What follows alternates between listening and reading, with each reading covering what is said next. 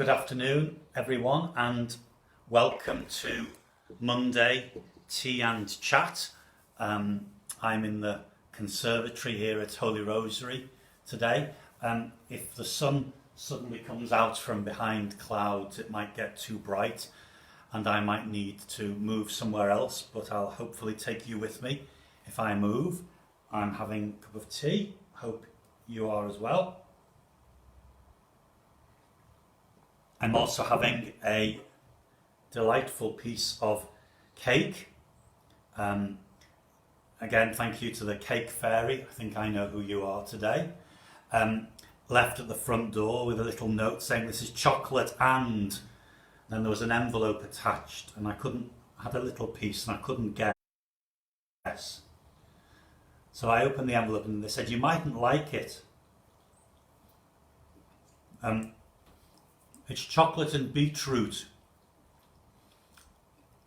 I have to say it's a bit strange. It might be an acquired taste. I'm sure it's very nice. I'm just not sure. I'll have to think about it. Chocolate and beetroot. I went to the Horse and Jockey today. For those who aren't from round these parts, the Horse and Jockey is a pub in Melling, on the corner by a roundabout, and they've been helping to provide meals over this time, and they've not just for people in Melling, but they've been able to provide meals for people in Aintree Village as well. They're providing over 100 meals a day. And it was lovely to go and see what they were doing and be able to offer them some support, because we've had, I think as you will know, we had some funding from Aintree Village Parish Council to try and help anyone in need or any organisation that was doing things. So they were short of funds, so I was able to go on behalf of Aintree Parish Council and our churches here. I was able to go and give them a cheque today for £900, which gave them funding for a week. So that's great. And it was one of those little God incidents, I always say. I met the person running the scheme and the young woman who is, well, she seemed young, she's probably not that young, but woman who was doing the finances. And the couple who now own the pub, I received him into the church in Croxteth. We were trying to work out when. It was probably 13 or 14 years ago. So it was really nice to make that connection again. I haven't seen them since I left there 12 years ago. So it was wonderful.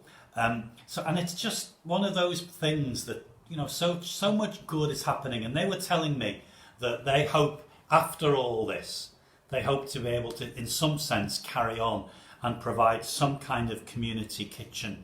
So it's wonderful. It's absolutely fantastic. So, you know, it's great to see good things like that happening. Today, the 11th of May, it's a special day. Cheers to Vera Grayston. I think you're celebrating a special day today. Little bird told me, Vera, happy birthday to you. One of our parishioners who's wonderful lady. So it's lovely, Vera. Happy birthday today to you. It's also a special day for me in one sense. Well, I'll tell you not, but I think this week's going to be the last of the daily teas and chats. So I think after Friday this week, I won't do this every day, but I'll let you know when. But so that's just to give you a bit of warning. So it's not that I'm ill or nothing like that. I'm perfectly, thank God, healthy but I think life's changing a bit, and it would be good to maybe have a slightly different focus on things. But the 11th of May is a special day for me at the moment, because it was 2 years ago today, and I can remember it because it was a Saturday morning, and we were having First Communion Mass in St. Teresa's in Penwortham, and we had two masses, I think one at 11 and one 1 o'clock, something like that.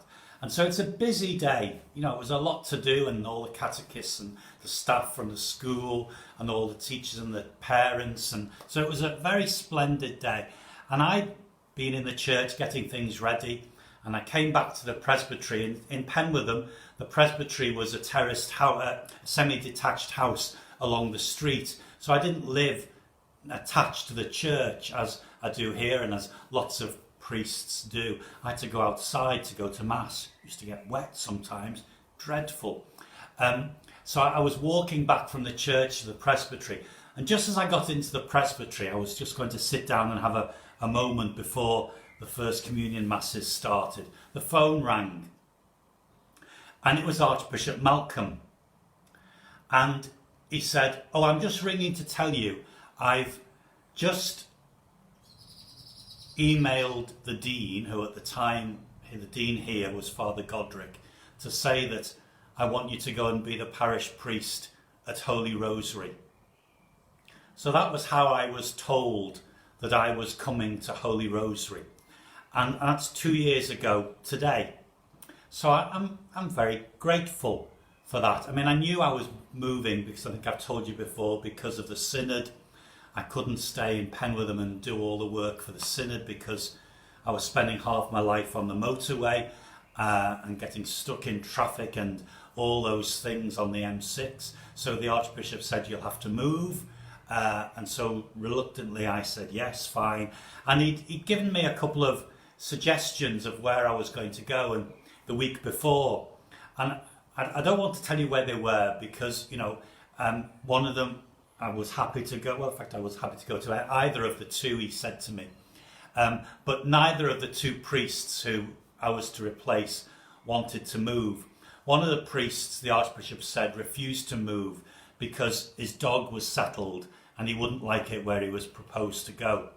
And the Archbishop said that was the most bizarre excuse he'd ever had. And so, you know, when the Archbishop said to me, "Go to Holy Rosary," I immediately said, yes, certainly, and was very happy to be appointed to here and happy to come here. But I don't know whether you've ever thought how difficult it is for bishops, for archbishops, when they have to appoint priests to parishes.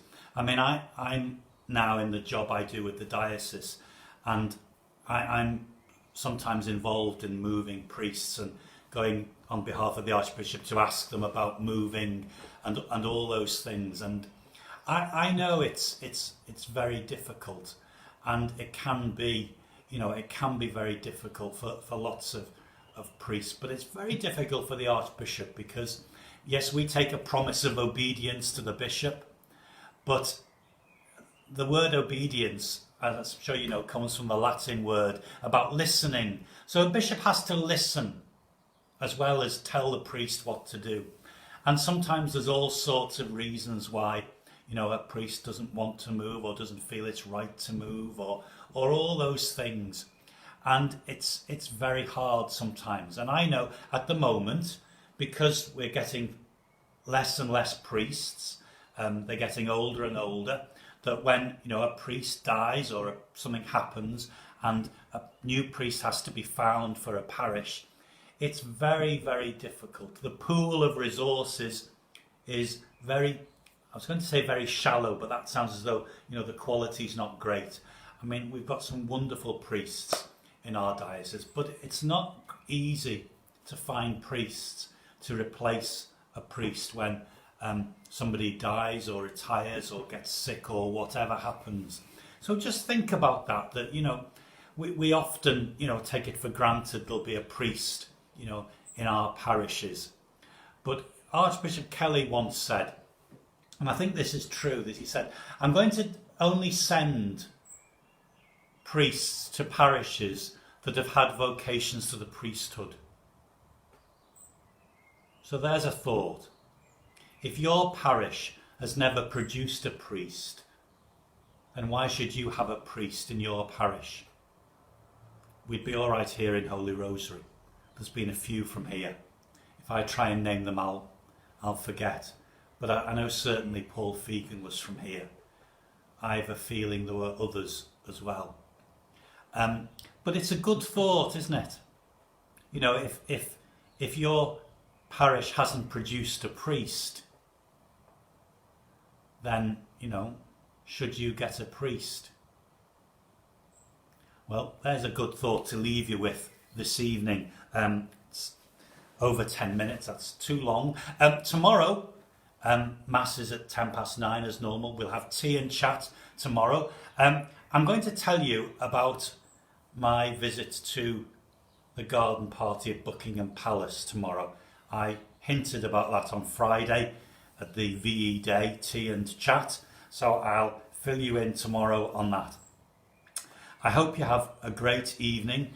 We've got a Zoom deanery meeting tonight with our dean and the priests in the deanery, so that'll be a while for tonight. I've got leftovers from the weekend to eat for dinner. I made a roast lamb dinner on Saturday. I made a stew yesterday, and I'll have the rest of the stew with the rest of the lamb tomorrow. So I hope you have a good evening.